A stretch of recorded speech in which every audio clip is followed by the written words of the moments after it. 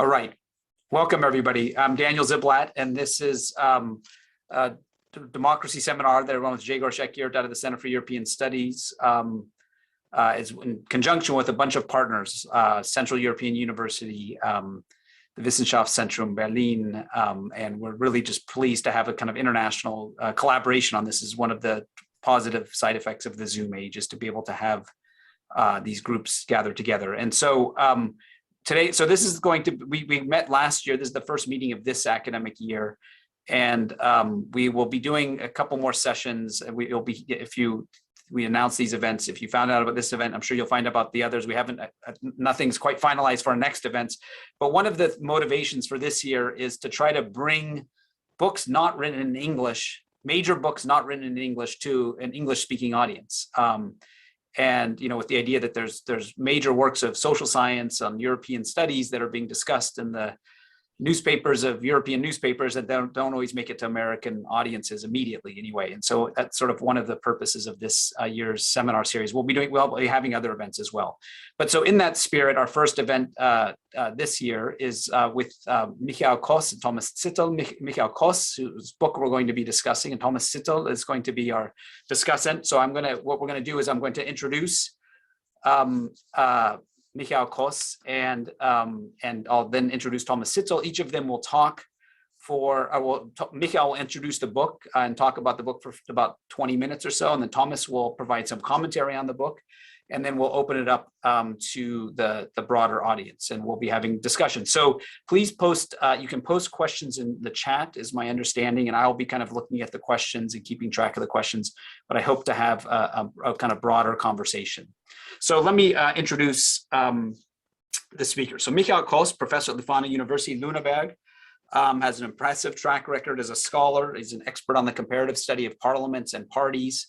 And he is an old friend. He's an old friend of the Center for European Studies. He was here at the Center for European Studies a few years ago for the year. He's an active contributor in newspapers, and you turn on German radio, you're bound to hear his voice. Anytime there's an important political event happening, he's there to comment. And he's the author of lots of works, but two books before the current one that I want to mention: Parliaments in Time, a history, an analysis of the development of parliaments in Western Europe. A book on the politics of party funding, which is a comparative study of state funding to political parties. And then his most recent book, which is the book we're going to be discussing, that came out this year and has gotten quite a bit of media attention, and I think is really an important, timely book given the nature of the coalition that's in formation at the moment in Germany. And we'll hear all about this. Demokratie ohne Mehrheit, die Volksparteien von gestern and der Parlamentarismus, von morgen. So democracy without majorities. So we will hear in a moment from Michael, but after Michael speaks, we will then hear from Thomas Zittel. And Thomas, I think, is joining us from NYU today. Is that right, Thomas? Yeah. So right, yes. Yeah. So Thomas is normally, though, professor of comparative politics at the University of Frankfurt, connected to University of Mannheim as well. Is also, I understand, a friend of the Center for European Studies, was a Kennedy Fellow here at some point. I guess we didn't meet. I'm not sure if we met years ago. Yeah, so I was not. That was before my time. Also a leading scholar of legislative politics, electoral politics in Germany, the author of many articles, and an editor and author of 4 books. And so really couldn't think of a better person to comment on this book. And I mean, one thing I should just say as a kind of starting point is that in some ways this is a discussion about Germany and Austria, and Germany in particular, but I think, as we'll see, this is an analysis or discussion that has broader resonances. Although we live in a 2-party system in the United States, what's one thing to think about as we discuss these topics today is the degree to which the dynamics that Michael has identified in his book are widespread across all party systems. And there's certain common tendencies, although they take different forms in different countries. And so this is a broad discussion, I think, of democracy. But I'm not going to give my own opinion any further than this and hand it over to Michael, and the floor is yours. And I think Michael has a PowerPoint presentation. Yeah. Thank you very much, Daniel. I will first try to, and hope manage to, share, here we are, my presentation with you. But first of all, thanks very much for the invitation. I really feel honored for interest in a German language trade publisher book from a university like Harvard. So I will do my best to give you a brief overview. I will focus largely on Germany, but I also envisaged us talking about the wider implications later on in the discussion. And well, to give you an overview, maybe I should start with the starting point, so to speak, of the book, which is the assumption, at least my assumption, that what is widely perceived as a crisis of democracy or of party politics in Germany and beyond is, from an empirical perspective, rather a return to normal. Let me illustrate. What you see here is the fragmentation and polarization of the German and Austrian, because the book also deals with Austria, party systems from the advent of competitive elections in the late 19th century to basically 2020. I had to have a look.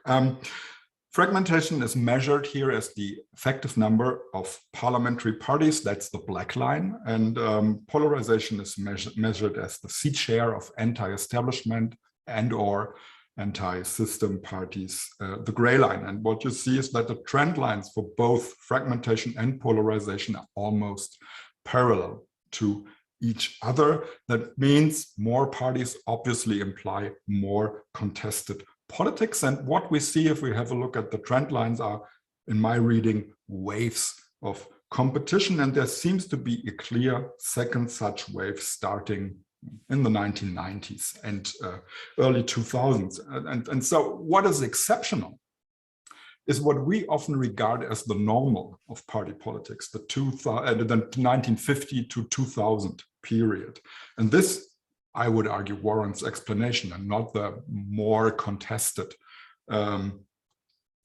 style competition of politics we are currently experiencing.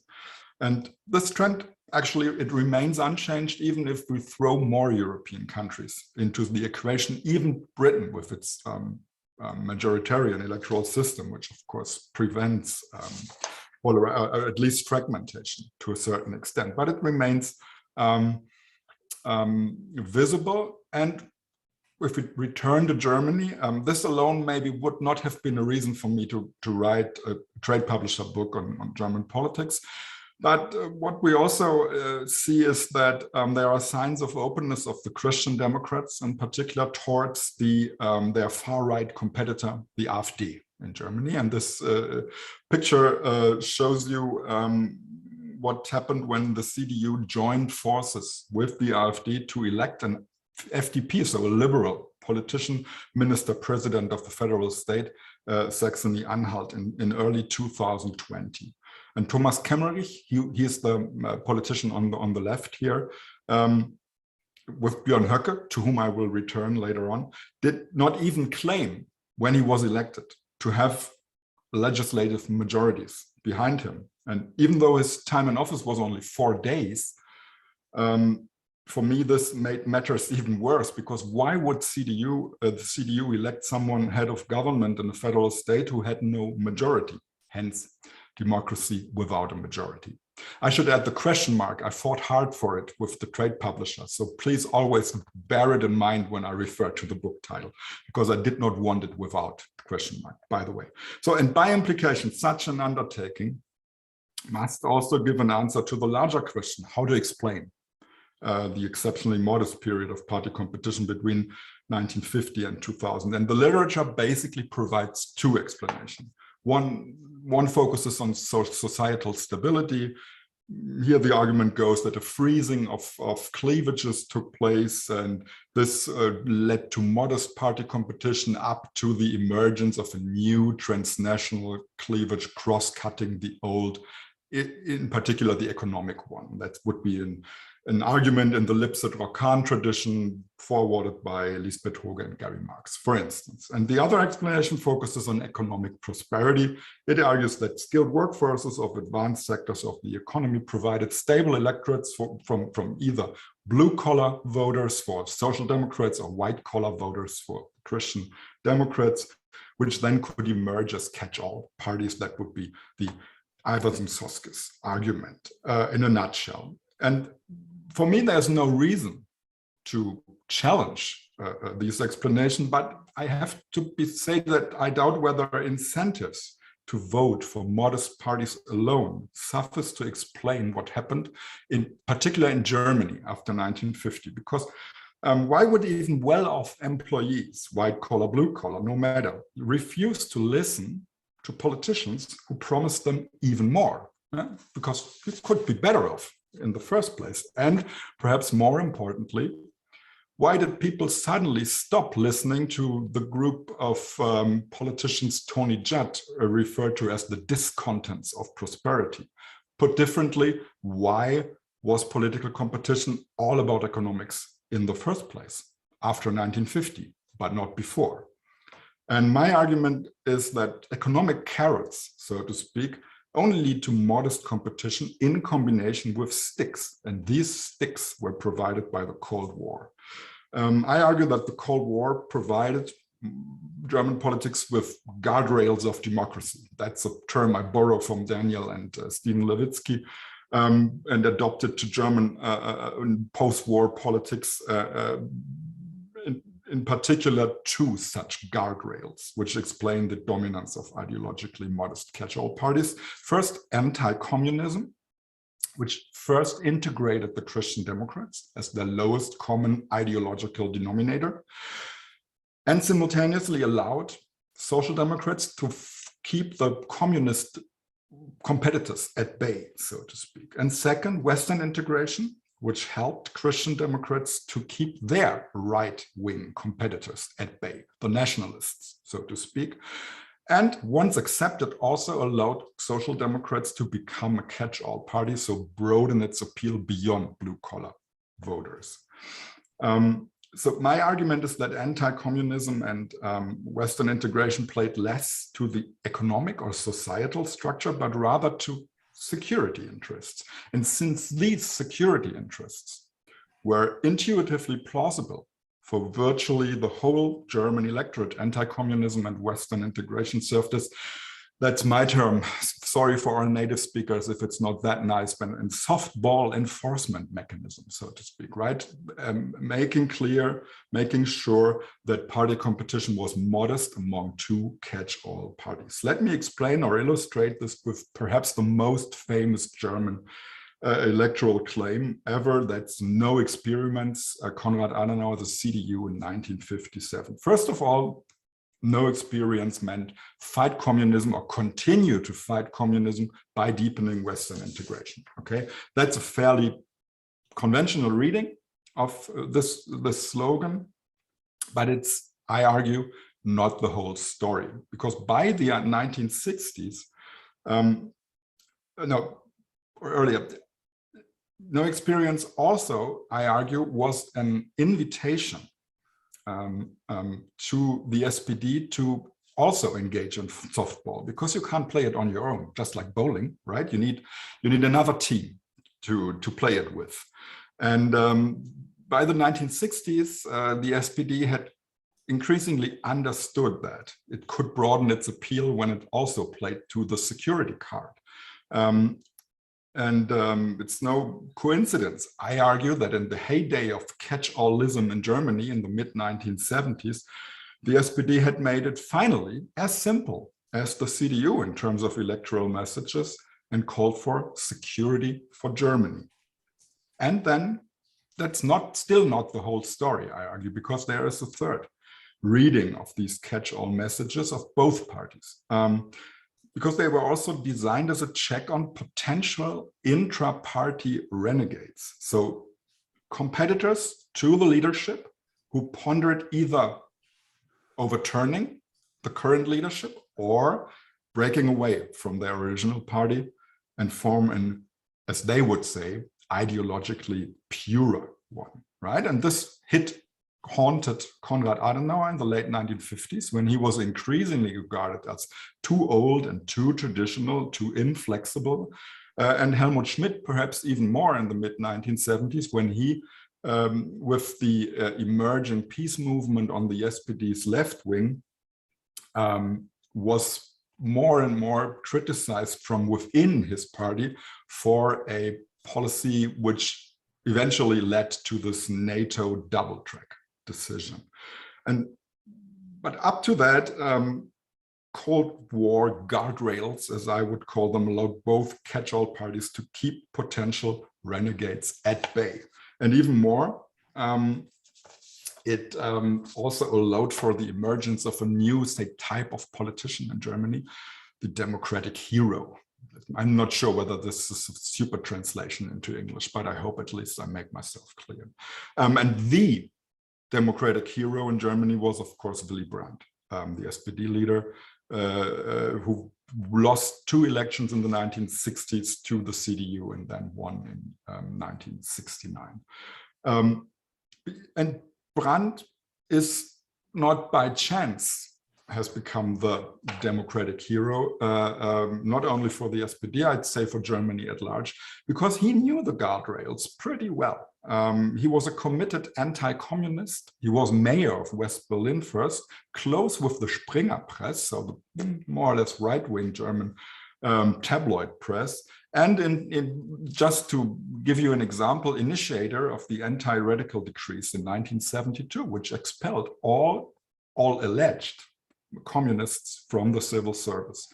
Even Helmut Schmidt, the would-be hardliner, was against this, but Brandt pushed it through at the time. And at the same time, Brandt cultivated his image, as the New York Times called it, the most American politician in Germany. See him here with John F. Kennedy and, I don't know, looking old next to him. And down there is a picture of Brandt in 1986 for the 25th anniversary of the erection of the Berlin Wall. And I would argue it's no coincidence that American television, from which he was interviewed there, asked him to give evidence on that, because he was the politician opposing the wall. Helmut Kohl was not at all. He was just quick then when the window of opportunity for German reunification emerged. Side issue. Yeah, and so here you can see that Brandt's appeal, which was widespread in the electorate, but also met fervent criticism within the SPD, because they are from the, like, say, diehard SPD socialist workforce ideology perspective. Brandt was a renegade, right? A centripetal, so to speak, renegade who tried to transform the party. And he met incredible resistance before he could finally really lead the SPD into a coalition with the FDP. And that's also no coincidence, I argue.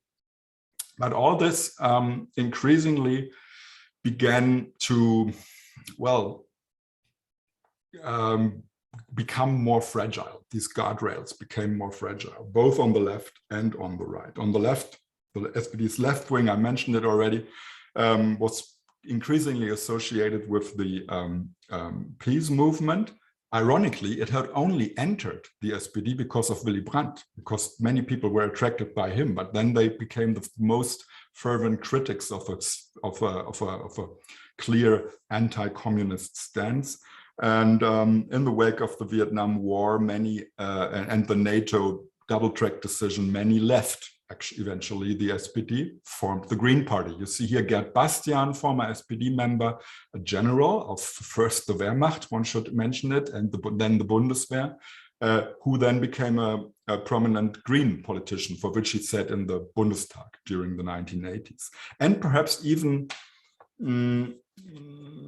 more from a democracy perspective, problematically also on the right, where de facto acceptance or acknowledgement of the GDR's sovereignty, manifested by Franz Josef Strauß, the Bavarian prime minister president from the CSU, loaned to the GDR of 1 billion Deutschmark in the early 1980s, caused 2 people, you see them here on the right of the tuba in this nice Republikaner, as the party was called, rally picture, to break away from the CSU Bundestag group and form a new party, which, in conjunction with the charismatic Franz Schönhuber, he's on the left, he's also a CSU renegade, who fell from grace after admitting that he was actually part of the Waffen-SS in the Second World War.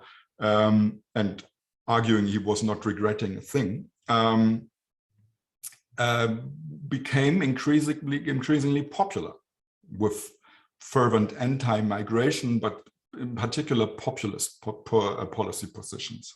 And Schönhuber managed to get the Republikaner at, I guess, 7 or even 9, I'm not sure, to be honest, percent in surveys in early 1989. But then, yet again, another irony of history, so to speak, the end of the Cold War kicked in, Berlin Wall fell down, reunification was on the horizon, and Republikaner populism, far-right populism became outdated overnight, more or less. And that's why the Republikaners' nationwide appeal crumbled.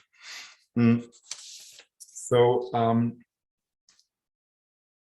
as long as the guardrails worked in the Cold War, to summarize, right, they were able to effectively check renegades within parties, make sure that voters predominantly, like 95% in the mid-1970s, voted for two catch-all parties. No one really seriously asked for, say, direct democracy and stable two-party governments with one large and one small partner could be formed. But this, as I said, increasingly crumbled, and so did the figure of a democratic hero. You might critically ask yourself whether I'm not a bit too narrow with my definition of democratic heroes. Were there not two later chancellors who could qualify as such figures? Helmut Kohl, the chancellor of reunification, well, he was a hero perhaps, but one with a criminal record, because he, throughout his career, one should add, engaged in illicit party funding. He secretly collected millions of Deutschmarks throughout the 1970s and 80s. And what fatally, I would argue, undermined his democratic heroism was the fact that he kept this money, even after the Cold War had ended in the 1990s, because at that time, what was previously regarded as gray corruption, widely known, but tacitly accepted, at least to a certain extent, became black corruption, unacceptable. And the guy, or the person rather, who pointed at this being unacceptable was his successor, his eventual successor, Angela Merkel, who wrote an article in the Frankfurter Allgemeine Zeitung, which you see here, in which she politically at least killed Helmut Kohl and said that the incidents Kohl had committed damaged the party. That was her punchline, so to speak. And this is how, against all odds, a woman from Eastern Germany without children became leader of the CDU. And now you could, of course, argue, and I guess many, especially outside Germany, would agree that Angela Merkel has a certain hero, or heroine rather, character of her. But I'd say, well, she might be a heroine, but one without a cause at the end of the day, because she had no distinct agenda. What she really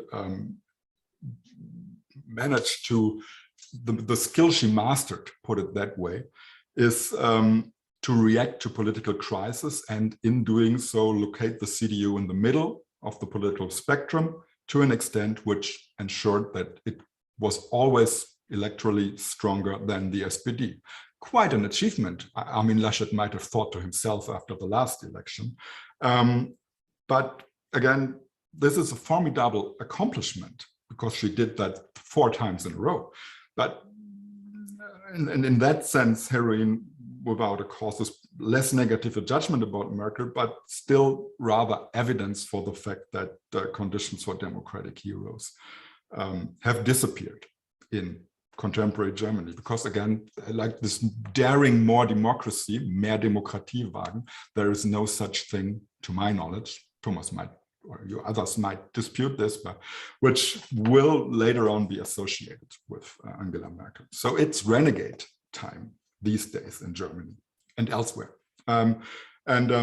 This is perhaps most intuitively expressed by this graph, which shows you the combined seat share of German and Austrian social and Christian Democrats, which goes, as you can see, down. And this downward trend shows that the decreasing appeal of, I would argue, of the Cold War guardrails of anti-communism and Western integration, which challenge traditional forms of majority building. And here we finally are at democracy without a majority, question mark, as I said. At no point in time, this diminished appeal, I would argue, became better visible than during the final stages of the last election campaign in September, when anti-communism was perhaps the lowest common, perhaps the only common denominator between Markus Söder from the CSU and Armin Laschet from the CDU. And it helped indeed to sort of crush the left party, but not at all to either, lift the vote of the CDU or diminish the vote of the SPD. Rather, left party voters switched to the SPD. So at the end of the day, it did harm to the CDU. So it doesn't work anymore.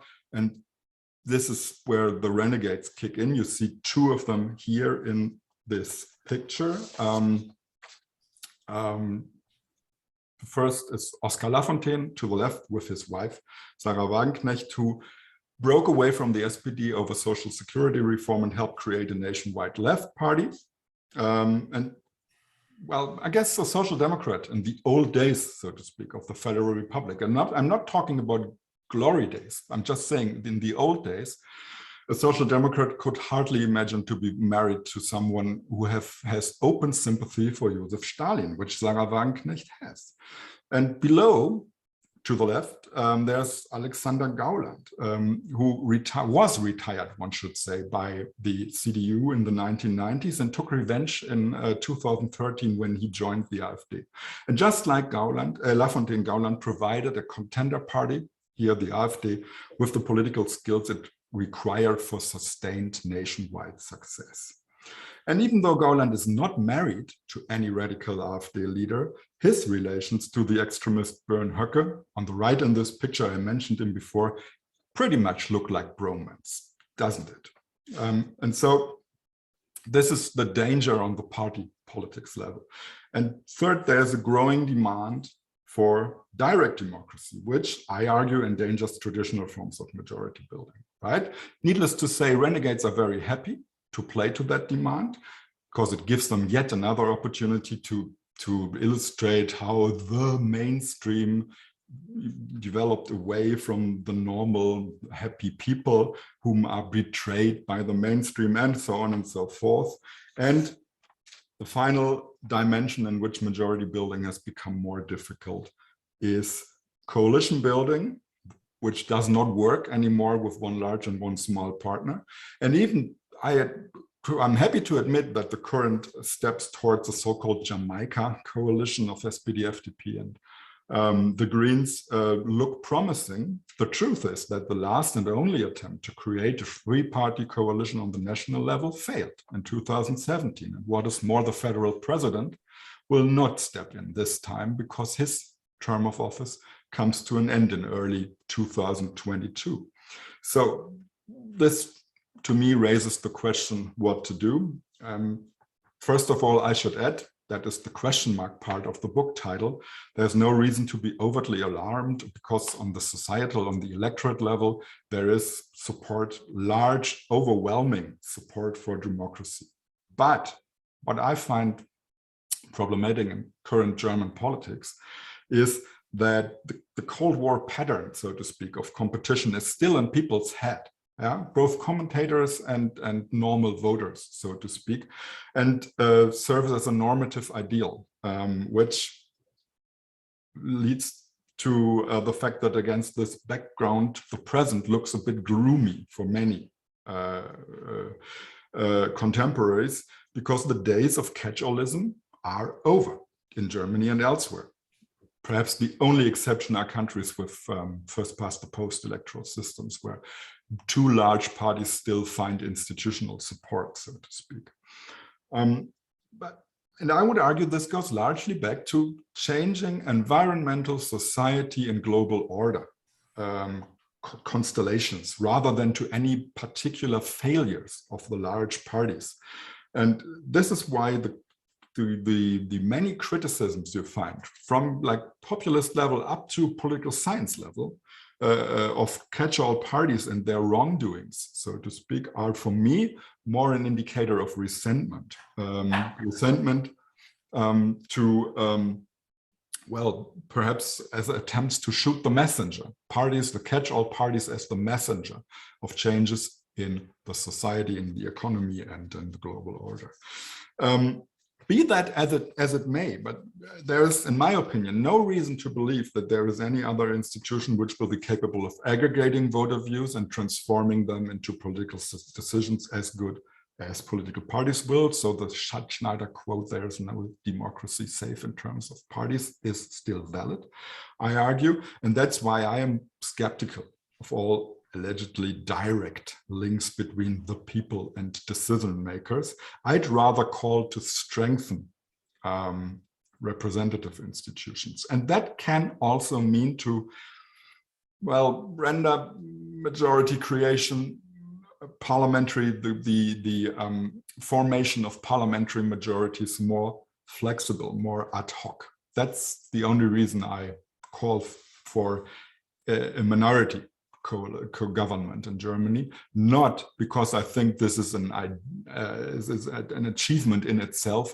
but rather I regard it as a fallback option if traditional forms of majority building fail, as they did, I mentioned it, in 2017.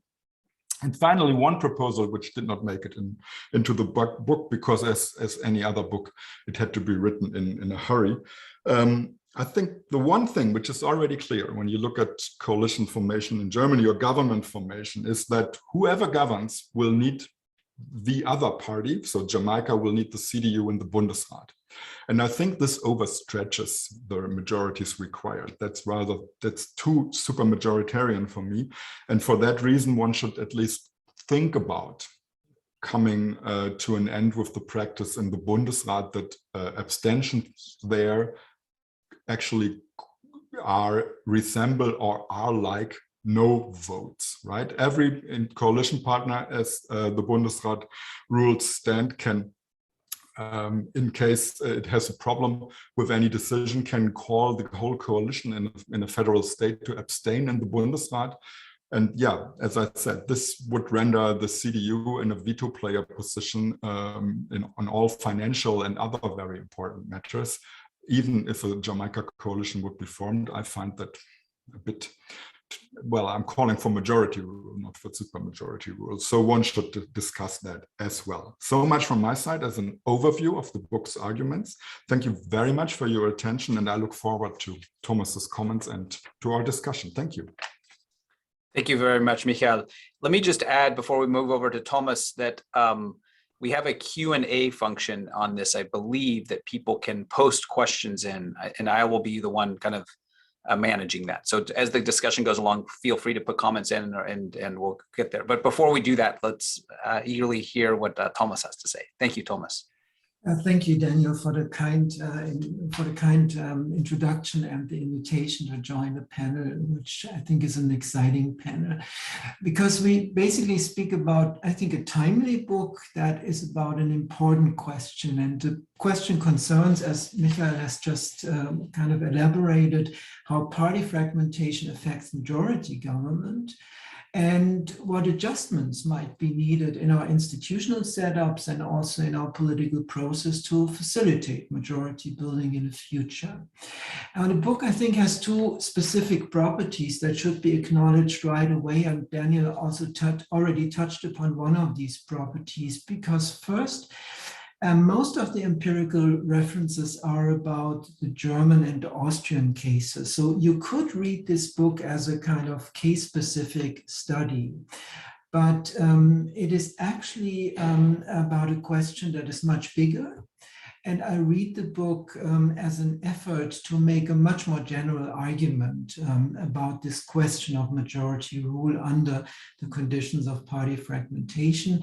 However, these two different perspectives are a bit out in the open, and this might be one issue for discussion, whether one or the other kind of perspective prevails or should prevail from the perspective of the author.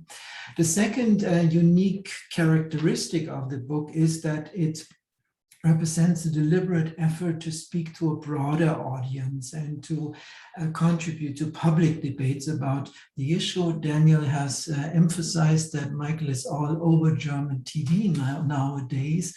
And the reason for this, or part of the reason for this, apart from the brilliance of Michael, is of course also this book, which speaks about a very important question at a very in a timely moment, basically.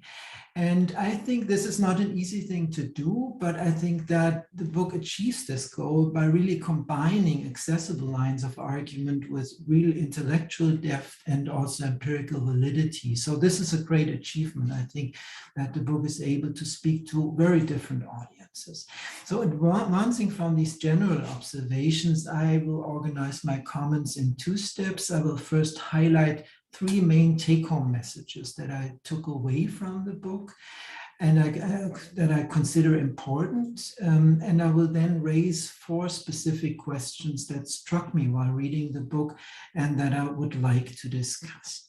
So what are the important take-home messages? The first take-home message, and Michael has touched upon this, refers to the emergence of a new cultural conflict and related debates about democracy and whether it still receives majority support. So is democracy at risk is one big question that is behind the book.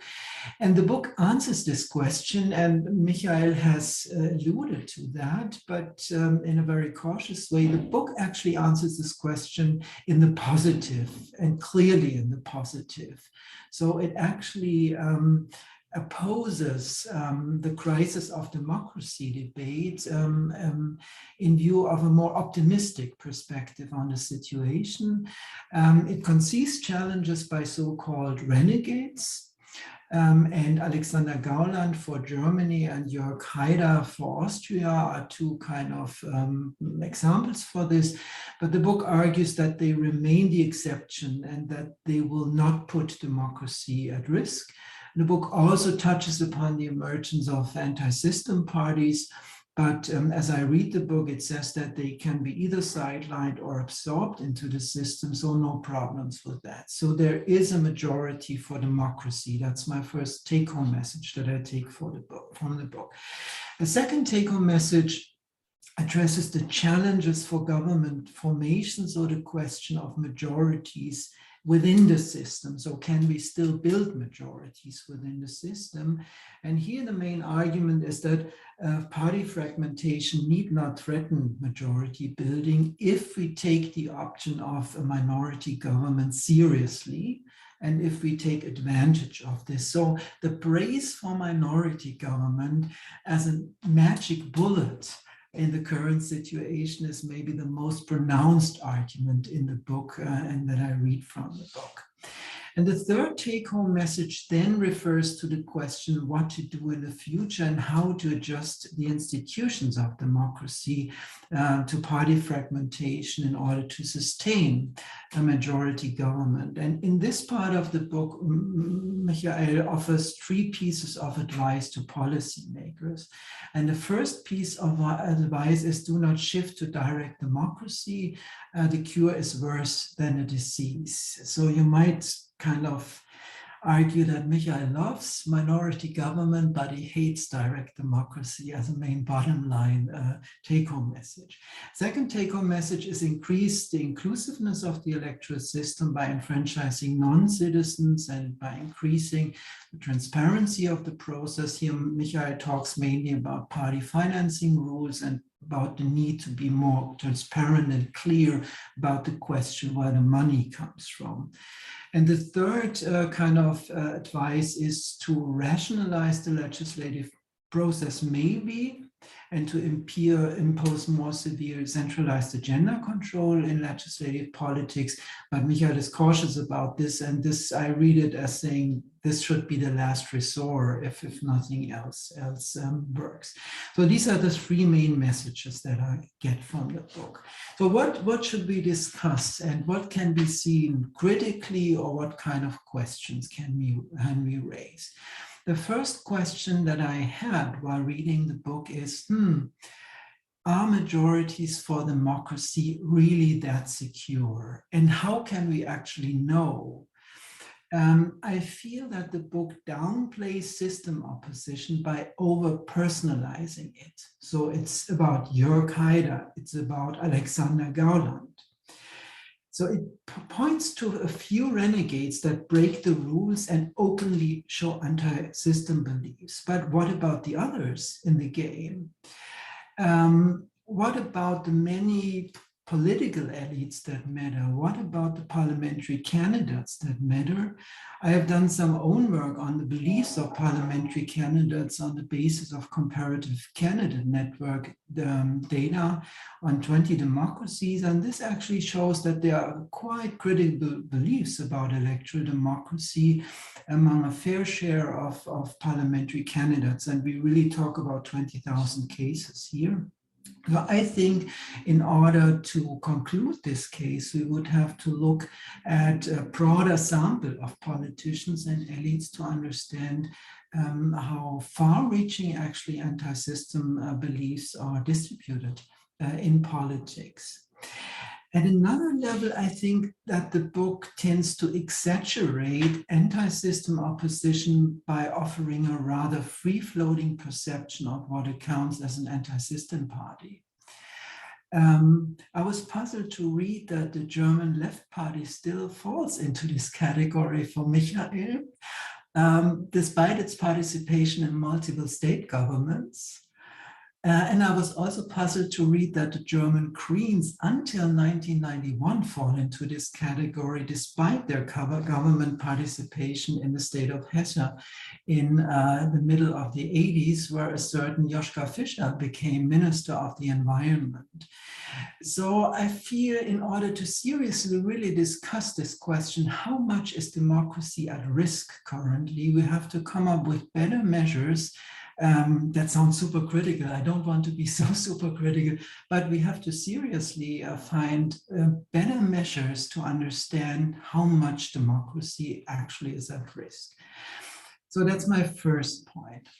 The second question is this big question: can minority government really help to mobilize majorities within a fragmented system? And I think this is a super, super crucial and important question in the context of current majority building processes in many parliaments. So it goes really beyond Austria and Germany.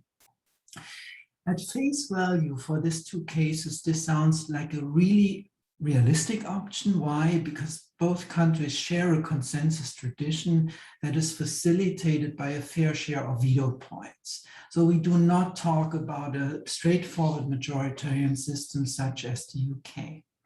But I'm not convinced, Michael, about your argument, because I miss more in-depth discussions of three important points that I would like to raise, and I would also like to discuss with a broader audience. First, do the parliamentary institutions in these two countries that are in place really provide opportunities and incentives for minority government? So minority government is more than just claiming this should be the option, or this is the only feasible option that we might have. We have to think hard about the incentive structures that make parliamentary majorities go along with a minority government, and that make minorities actually likely to take on a government under these conditions. Your main argument in the book is that negative parliamentarism at the level of the investiture of the government is in place in Austria and Germany and will allow parliamentary majorities to tolerate a minority government because they don't have to vote for it in a positive and open way. So, but what about the legislative process and how does this matter? This is a big question, which I think is relevant, but which is not really discussed. By default, votes in the Bundestag are decided on the basis of a simple majority without including abstentions as no votes. So this helps, this is good. But this is not the case in the case of the intervention of the Bundesrat. If the Bundesrat intervenes, you need in the legislative process in the Bundestag a positive majority, and abstentions count as no votes. And this is a constraint for negative parliamentarism that really matters and that kind of complicates the situation.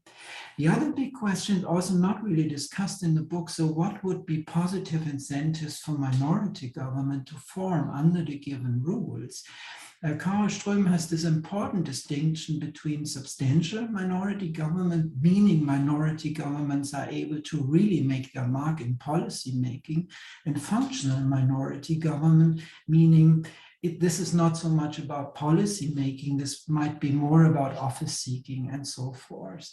So I would like to hear more about the question, what could really be a positive incentive for minority governments to form in Austria and Germany, and what kind of means do these governments have to really make parliamentary majorities to go along with some of their policy initiatives. So the second big question then is, do the emerging party systems in these two countries actually facilitate minority government? And there are two perspectives involved with this question.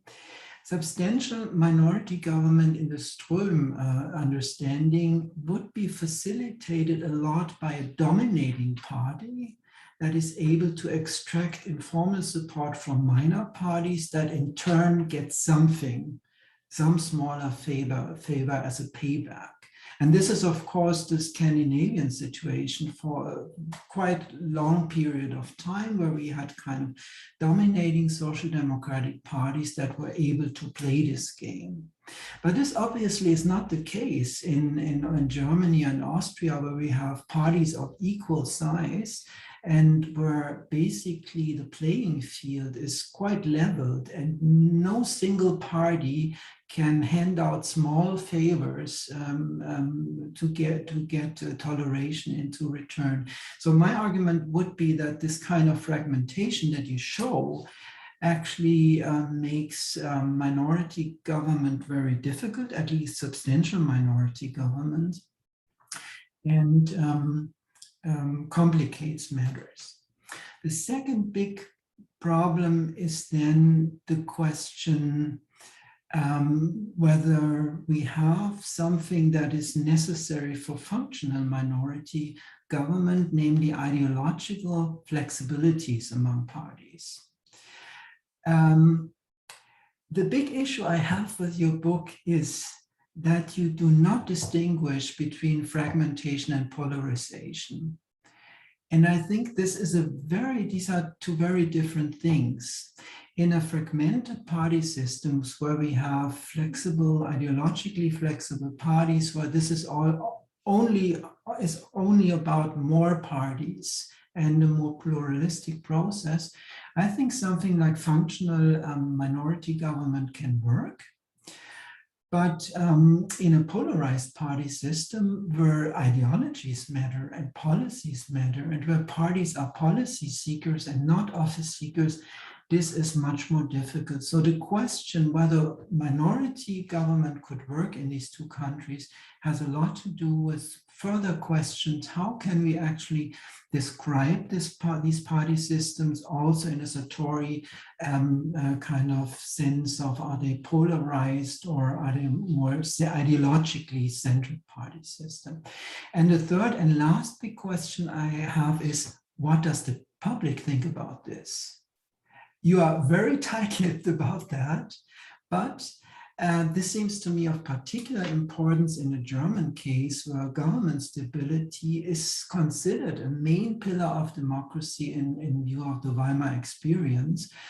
We could argue, well, this is now about 70 years away.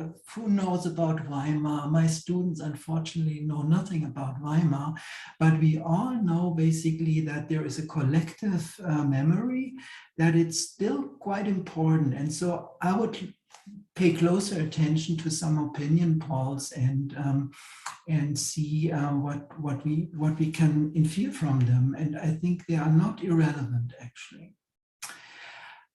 So getting to my third big answer, and I try not to be too long. What is the role of leadership in majority building in fragmented party systems? I was actually very puzzled by reading in your book that we could do okay with having a lesser form of leadership in the future, because shouldn't we need better leadership actually under fragmented party systems, where strong and persuasive leaders are key in reaching across the aisle and swaying non-partisans in building majorities. This is what we see in this country meaning the US, where strong presidents that are really able to build bipartisan coalitions are key in getting something done. I understand somehow why you take the stance you take, because you think that the present leaders are okay enough. And your two main references are Angela Merkel and Sebastian Kurz. I think my case with regard to Sebastian Kurz can easily be made in view of the kind of current developments, because he represents a decisive and resourceful leader that, however, is not beyond doubt when it comes to issues of integrity and the ability to provide honest, morally sound leadership. And I think that's important. The Merkel case might be harder to make, but she represents a leader who traded vision and direction for a caretaking leadership style that left her party and the German voters clueless, and it left many problems in the country untouched. So I would actually see both leaders in a much more negative light than you do. And I think this is one of the key problems of contemporary democracies, the quality of leadership, and that we really have to think harder about the question, how can we improve talent in politics?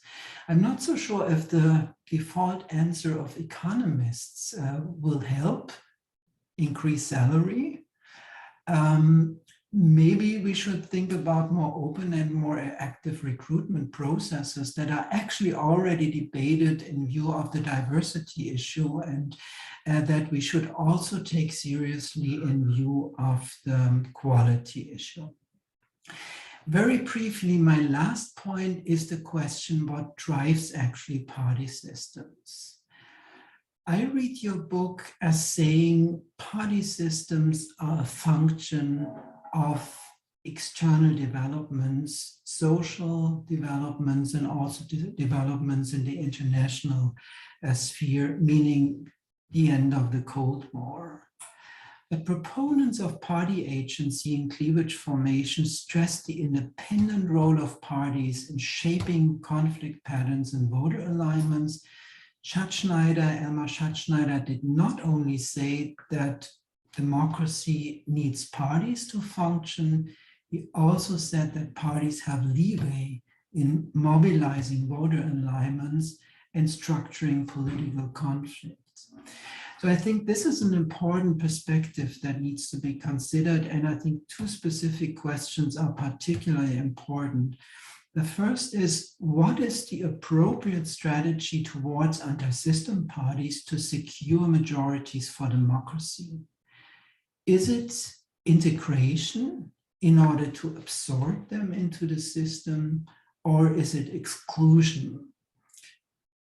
I think that's a key question with regard to future party strategies. And the second key question is, in view of electoral de-alignment, are catch-all parties reversible, contingent upon specific strategies? So can voter alignments be broadened and strengthened by distinct party strategies? Michael, you passingly mentioned the catch-all potential of the German Greens, but I would have liked to learn more how you think they can do this and what the prerequisite would be. And I'm sure you would get a lot of invitations from this party if you would come up with some ideas they are convinced about. So I stop here. I think this book is a great read and I really enjoyed spending time with it. It makes a great contribution to an important debate, and I'm sure that it will stimulate more questions and debate in the next 40 minutes or so. So thank you very much for the book. Thanks for the invitation. Thank you very much, Thomas. Really great comments. You've really given us a lot to think about, both Michael and Thomas. Two things before we open it up so people can kind of collect their thoughts. I want to give Michael a chance to respond. I have questions of my own. We also have 9 questions I see in the discussion, but others want to add to the Q&A. Please add questions and I'll be reading these off. Two omissions that I made, 2 mistakes that I made at the beginning. One is to hold up the book for everybody to see it. This is it. Beautiful book. This with a great picture of Michael in the back. And then the second, you should add it can be purchased over Amazon. Yes, exactly. Well, yeah, yes, right. Well, I don't want to help out Jeff Bezos, but yes, it couldn't be purchased anywhere. Wherever you like to buy your books. The other thing is I made the mistake of not listing all the sponsors of this event. So I'm sorry, I need to do this. I had said that this is a Center for European Studies, Business Shop Central, but this broader seminar series, and we're just worth emphasizing this before we dig into the conversation here. This is not only the Central European University Democracy Institute, but the Collegium Civitas, which is a Center for Democracy Studies in Warsaw, as well as the John Hopkins Agora Institute. So we Grzegorz and I think we're quite proud to have put together this kind of collaborative project from Central Europe all the way to the East Coast of the United States. And so I just wanted to emphasize and thank all of our partners for that. So with that, Michael, maybe I'll turn the floor back to you and then I'll begin to, obviously don't feel obligated to answer every one of these wonderful points that Thomas raised, but things that you would like to kind of clarify or things that you think might be interesting points of discussion. Okay, thank you very much, Thomas. My first reader, perhaps, I don't know, my first thorough reader, so to speak. Thank you, Daniel. I will really try to be brief because I imagine the audience, well, okay, but they have to listen to us all the time anyway, so maybe it's not that unfair. But briefly, the societal level, this was something, because as you said, it is a trade publisher book, and I didn't want to torture people with too much information, so to speak. So I omitted this deliberately. And I'm glad you asked. I would still hold and argue that democracy is not endangered. Of course, I mean, everything it is more endangered than ever for the last 50 years, that's for sure. But the overall level is still modest in Germany. And I think there is a very nice long-term empirical survey study from Wilhelm Heidmeier, this gruppenbezogene Menschenfeindlichkeit, group-specific anti-humanity. I find it difficult to translate, but he measures this resentment against basic values of democracy. And this it has risen the level of group-specific anti-humanitarian Einstellungen. Sorry, what is that? Can you help me? Attitudes. Yeah. Thank you very much. My English let me down. So these attitudes go up, but they are above 20%, but below 30%. Now, of course, this is quite a lot. But that's really, I think, a very broad measure of people who, at the end of the day, could really come across second thoughts in terms of democracy. And this still leaves a 2/3 majority secure for democracy. And that's quite a lot, especially when you remember this long-term figure I had in the very first place, democracy being generally endangered is the normal. And so again, I would briefly say we have to live with that. And as long as it doesn't get worse, and there's no incidents. Also, Soskis and Iversen have a lot of data on that. And they also have the argument that 30% anti-democratic values are tolerable. if push comes to shove, I should add, and I stick to that. So this is that. Minority governments. That's really nice that you mentioned it, because many people tell me so, that I was a fan of minority government. Actually, my wife told me today, I'm not really. I just, I was trying to think of second best options in case the best option, the one best option fails. That was basically my intention. And I couldn't come across anything better than minority government. That does not make me a fan of it, and that does not, hopefully, maybe I overdid it a bit in the book, but this does not lead me to argue that this would be a model we all should be aware of. And actually, to be quite honest with you, my intention in discussing minority government is, I would prefer if this would serve as an incentive to form a majority coalition with all the arguments you just mentioned. What's in it for the small parties? Thomas, I don't know. But again, we need to rule this country somehow, right? And if they again fail in creating this Jamaica coalition, if I'm hoping they don't, then there needs to be a second option. This is all I'm arguing in favor of. And well, I want to keep the Weimar spirit up in terms of the real Weimar lessons to learn. There are a lot of them, but an aversion towards minority government is not one. That democracy cannot be run without Democrats. That would be the Weimar Republic lesson I would like people to appreciate and think about. So that would be my point here. Can I before, maybe what we could do is go through the points, but since I have a point directly on this and there's a question, maybe it's worth pausing for a moment here. So this point on minority government, I mean, this is the thing about minority government to American ears, of course, is that, I mean, this doesn't make any sense. It's like it's a non-concept. And, you know, because whoever wins the most has the majority, right? And you know, we have our own problems with minority rule because we have a gap between different kind of minority rule in which you can win power without winning a majority, and so it has a different connotation. So I guess two questions here, and this is, you know, to sort of zoom back a bit, which is, what is there a democratic normative justification for minority government, or is it simply a practical, like, second best option, as you say? And if it is just a practical second best option, what is the third option? I mean, what is there anything else besides, if you don't have majority rule, we don't like minority government, what else is there? I mean, are there other options, or is this just the only default? Yeah, that's very important point. Okay, I really I like minority governments as a second option, but I would go as far as say hate the term, because it's wrong. It is not minorities which govern in minority government, right? Majorities are created, but at a different stage of the political process. Any minority government needs a majority when it comes to legislation, most important government behavior, I would say. The point is that this majority on the floor is not created at the very moment coalition talks are concluded, right?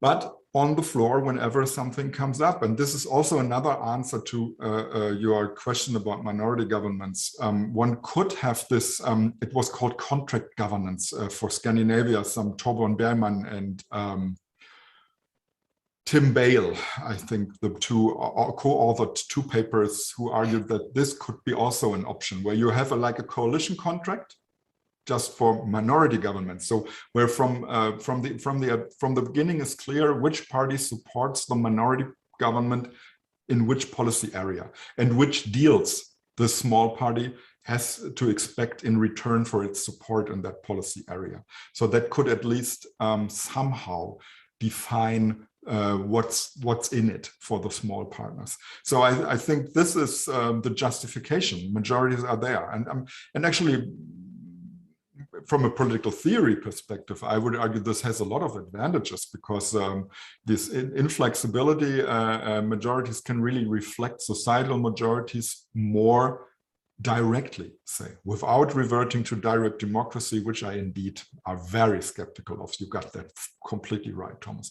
And the other point, the third best option, I think there is none, to the best of my knowledge. Of course, new elections with the hope that other parties will receive majorities, but that would be a gamble, not an option, in my opinion. So it's only the two. At least that is an alternative for Germany, so to speak. But that is, do you have a third in mind, Daniel, when you ask? Well, actually, Thomas Weber has, who I think has a question in the Q&A, which suggests one. But in a way, what I was just going to say was that rather than majority and minority governments, what these should be called as coalition majorities and ad hoc majorities, essentially. I mean, because they're both majority governments. We need a new terminology for that. Not only not to confuse Americans about it, but also to make the point, clearer. But there's a book from Steffen Ganghoff coming out on not on minority government, but on better terminology for assessing parliamentary systems. Perhaps he will establish that.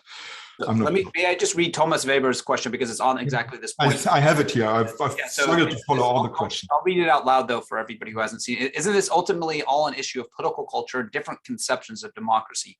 Wouldn't the remedy of the problem laid out by Michael be for countries such as Germany to adopt a Canadian conception of democracy, in which there's societal support for the strongest party to form a government, whether or not they have a majority in parliament, and in which a coalition government that does not include the strongest party is seen as anti-democratic? So I don't know if that's another option, or if that, but can you? So first of all, hello to Thomas. I would love to simply agree, but how would you adopt a Canadian view on democracy or on politics to Germany? We cannot even draw the right lessons from our own history. How should we import, values and conceptions from other countries? If only we could, would be my answer, but I don't see it happen. But what I see is that Thomas raises his hand. Do you want to step in here, Thomas? Yeah, go ahead. Wait, you're muted somehow. Oh, you're muted, yeah. Yes, to this point and to Daniel's question, whether there is a normative case, I thought a lot about the Leibhardt dichotomy between consensus democracy and majoritarian democracy while reading the book. So the answer to Daniel would be, there is no normative case for minority government. Minority government is a means for a normative case that is made by consensus democracy. And this is what Thomas Weber also probably touched upon when he talks about different conceptions of democracy. And one message that is not really written out in the book could be, well, that we have to adjust minority government by shifting to consensus democracy under the conditions of party fragmentation. Because minority government in Scandinavian context used to be a means for consensus democracy, or used to be an institutional feature of it. Well, there's a lot, many would argue that Germany is. Yeah, that's what I was going to say. Is at least closer to a consensus than, I would actually agree, closer to a consensus democracy. So in that sense, I do see it happen. And what also makes it at least not even more unlikely is that fragmentation did decrease recently, but polarization at least came to a kind of halt, right? With the left party below the 5% threshold and the AfD at least being stopped, so to speak, at 10%. So, but again, the conclusion for me from this point would be it's the second best option, and I'd be more than happy if even the debate would serve as an incentive to go for settle for the first best option. Okay. Should I continue to the next question?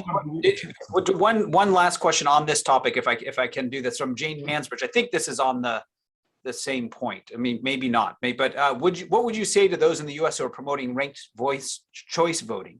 In addition to its many advantages, ranked choice voting would probably encourage an increase in the number of parties, but also probably discourage unifying compromise within the two major parties. I don't know if you have thoughts on that. If I understand the question correctly, this concerns the electoral system, right? And not voting in parliament. Yeah. So if you want to wait to take that till later. No, I can take it on, of course. And thank you very much for that question. On an abstract level, sorry, here's maybe the empirical guy talking to the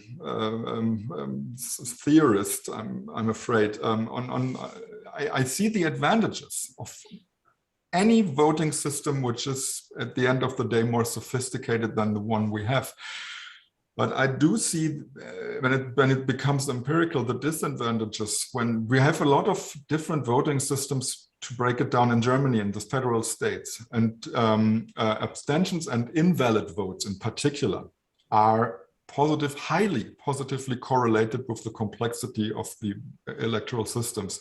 So the most complex one we have in Hamburg and Bremen, where some ranked vote choice voting is possible.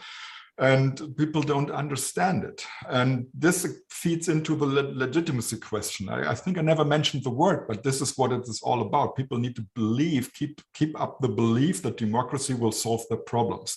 And these politicians they elected are fit for doing so. Almost leads me to the next question with the democratic heroes from Thomas, right?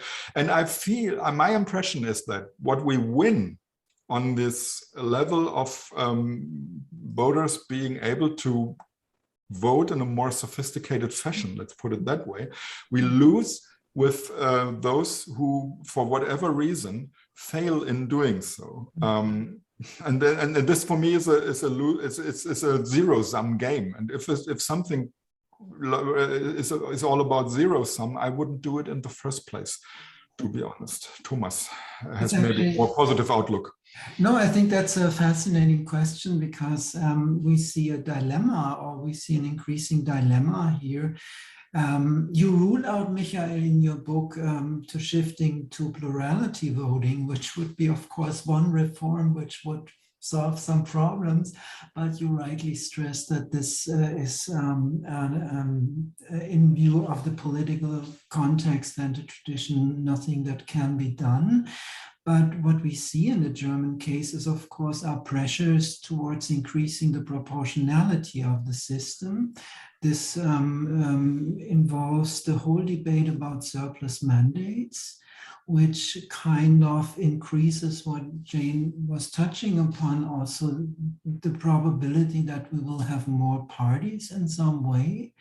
But another really fascinating question for the German case is, well, what is about the 5% quorum actually?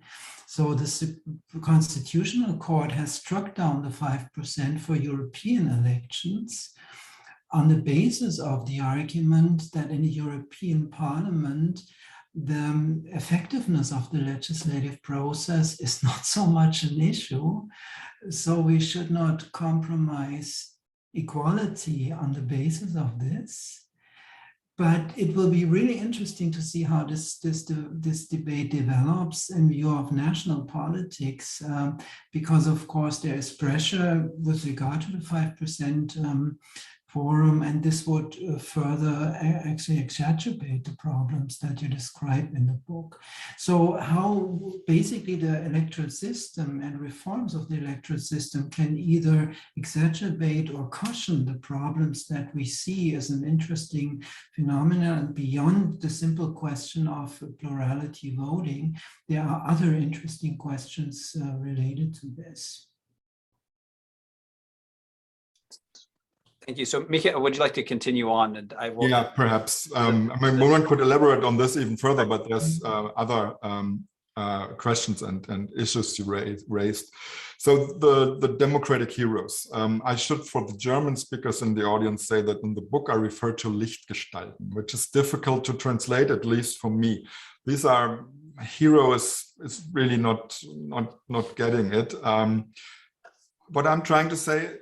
What I'm trying to look at when I paralleled Kurz, Sebastian Kurz in Austria, and I saw there was a question on him as well. I will try to take that on at the same time.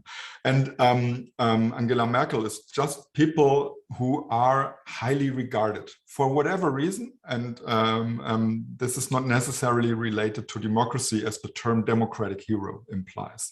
And then I'm, at least in my world, compare Kurz to Merkel and say, well, at least for Merkel, the democratic spirit, the clear willingness to promote the core values of democracy are visible.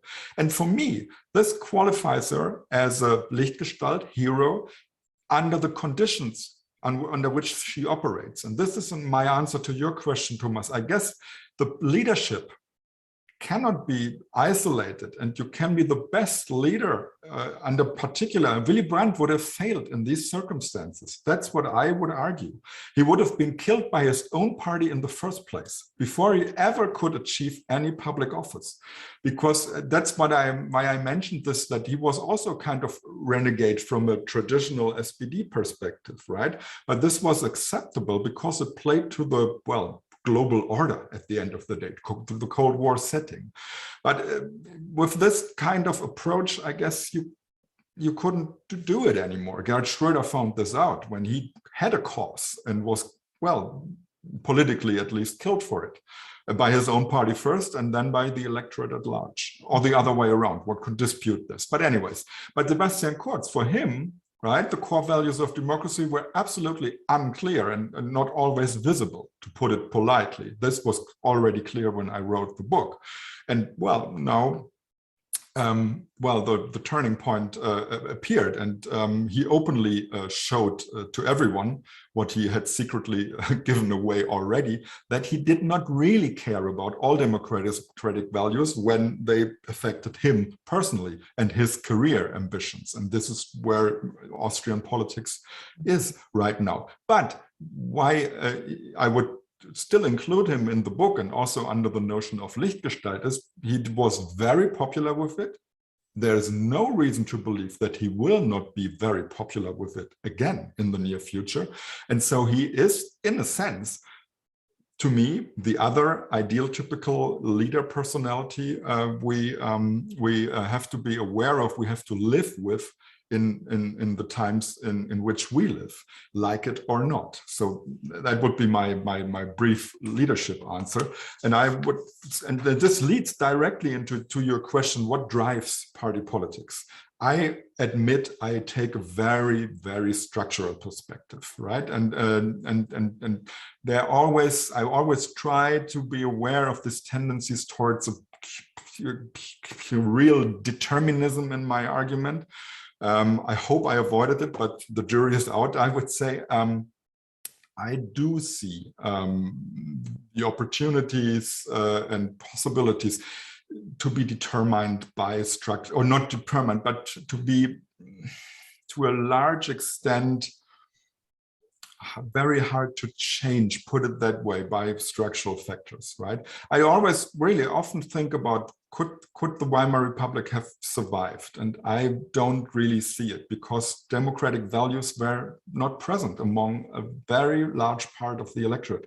What will you do in the long run? You can't have one period of economic prosperity after the other, which, you know, overtones these undercurrents. And so what you need to do is I agree with what has been said before. You need to maintain democratic values, teach people about what they can expect from politics. I guess all these pedagogical aspect is really important about what's going on, but leaders can't really change anything, and party politics, I mean, this would be making them guilty, party politicians, I mean, guilty of the charge they are always accused of, that they would not, you know, relate to the people. If values were completely out of touch with democracy, and politicians would still play the democratic game, this would finally be a big problem of representation, wouldn't it? So I would rather make sure that, you know, values are right in the first place and politicians are in line with these values, rather than the other way around. And this is also my conception of party politics. And I find a lot of evidence in that, for that, in at least in German, Austrian, and actually many other West European histories.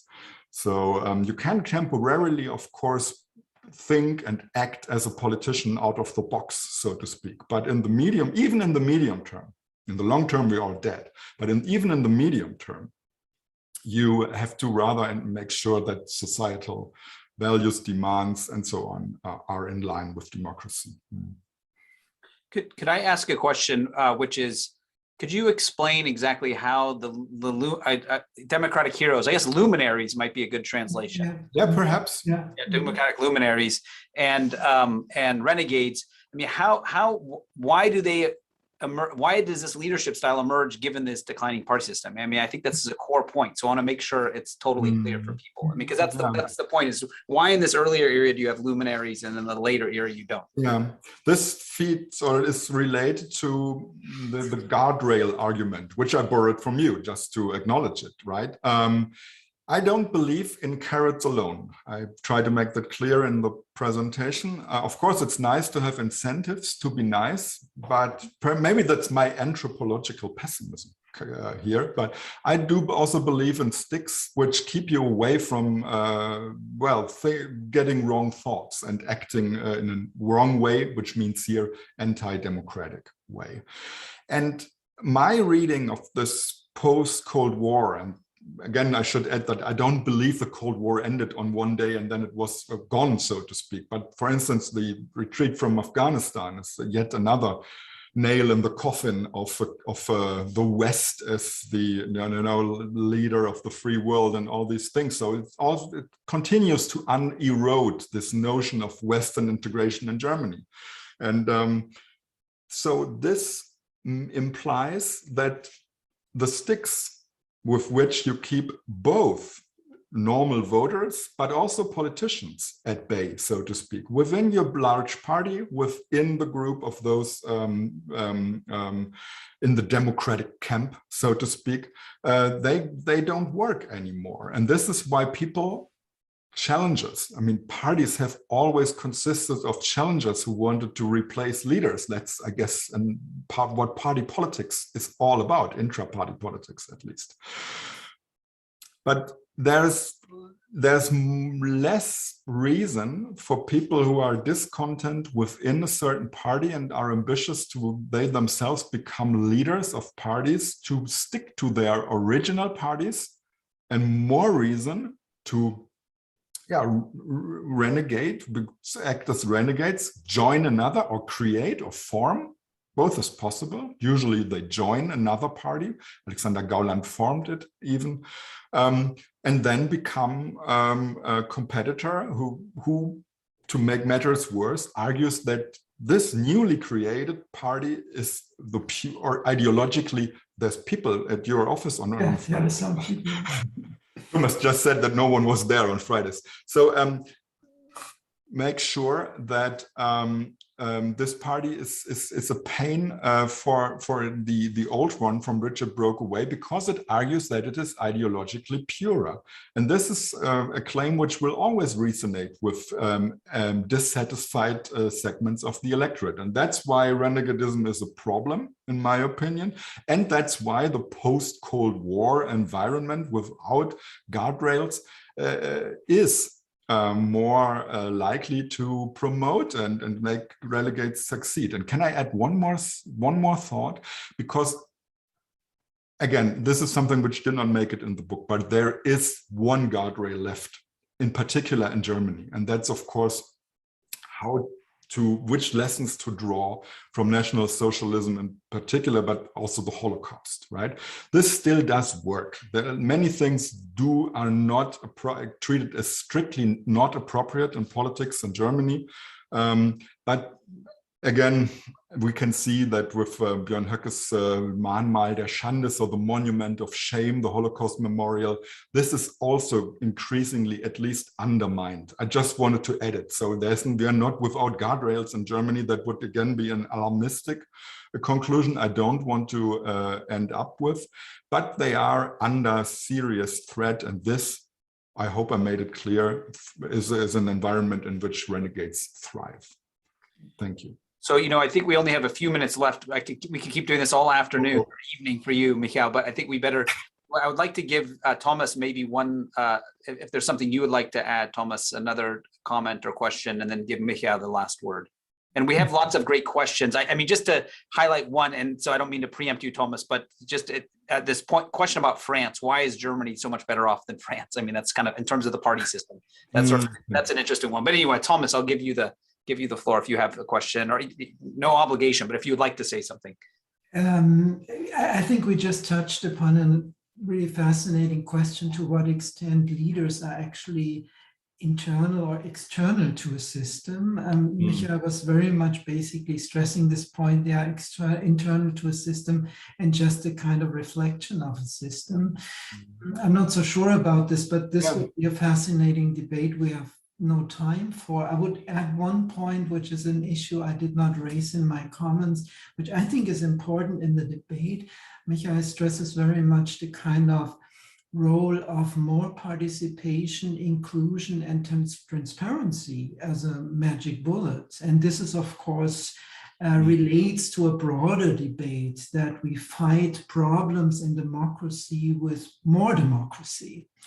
And I'm not so sure about this, actually. And I think this also merits a debate, and we don't have time for this debate now. But this is something which I would like to add. This is another important point in the book, which is also another big question in this debate, is really more participation and more democracy a valid answer for the crisis of democracy? So Michael, the final word is yours. Thanks very much. I mean, The Democratization of Democracy is the title of a book from Philipp Mano, yet another, in my opinion, great German language book on what's going on and the challenges we are facing. I would say that just like I'm not that much a fan of minority government, I'm not a fan of transparency as a value in itself. Again, it has limits, but I would always say that it needs to be enhanced to a certain extent because of this distrust we are seeing in basically all surveys. I'm not a fan of surveys either, by the way, but all of them, no matter how conducts them, in which fashion produce decreasing trust in politics. And I guess to a certain extent, transparency can help. Very brief, in 1 minute, on the France question.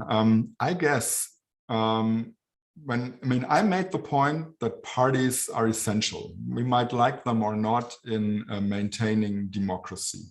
And I would argue that France really is the country where anti-party resentment is and has always been endemic, so to speak. Since the revolution, the volonté générale, the general will notion, undermines all ideas of representative democracy by means of parties. And this institutional setup with a president more or less be able to sideline parliament in better knowing what the people really want and being the president of all French and so on and so forth. I guess Angela Merkel would conclude that all has been not helpful for, say, democratic prospects of France. But one should always, and by this I conclude, keep in mind that this is the German, the mother country of democratic breakdowns, I would say, saying something about France, the mother country of democratic revolutions. So please keep it in perspective if I say that. But anti-party resentment, I guess, is really one of the biggest dangers of democracy these days, because whatever goes wrong, it's the political parties which are accused of being behind it, and this is has become such a reflex. I regard that with very very concerned. Thank you very much for your time. I guess everyone, especially those in Germany, have deserved their Feierabend beer. I can't really translate that, but I guess you have any idea. Daniel, you are muted. Sorry, and if we were in person, we would, cheers to you, Michael, for really a great accomplishment of this book. Thank you. I encourage everybody again to go out and buy it. It's really fascinating. I'm making my way through it with At least if you can read German, I would say. Yes, right. Otherwise, it might be a dull read. Yeah, no, but really, it's filled with renegades and heroes. I mean, how much more can you ask for from political science? So thank you very much. And thank you, Thomas, for the really thoughtful comments. Thank you, Thomas. To a great very much appreciated. Thank you. We'll all be in touch soon with our next session. But until then, have a nice Friday. And thank you very much. Okay.